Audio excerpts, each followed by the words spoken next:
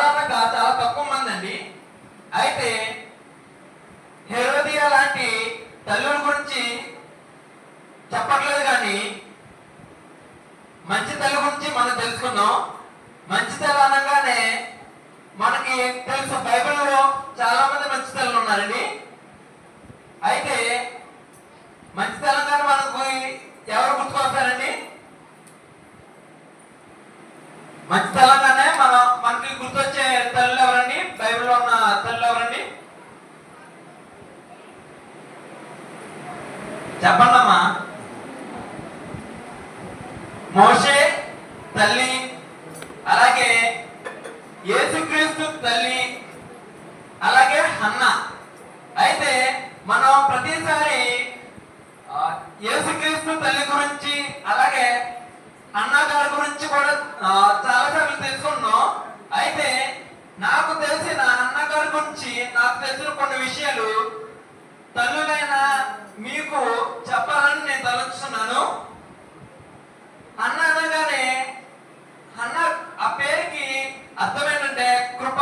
ఏంటంటే కృప. అయితే హన్నా అనగానే మనకు తెలిసిన విషయం ఏంటి చెప్పండి? ఎల్కానాకి ఇద్దరు భార్యలు, వారు మొదటి భార్య హన్నా. అయితే భార్యకి హన్నాకి పిల్లలు లేరు, పెనున్నాకి పిల్లలు ఉన్నారు. అయితే పెనున్న ఏం చేసింది? హన్నాని ప్రతిసారి ఇబ్బంది పెట్టింది, హింసించింది.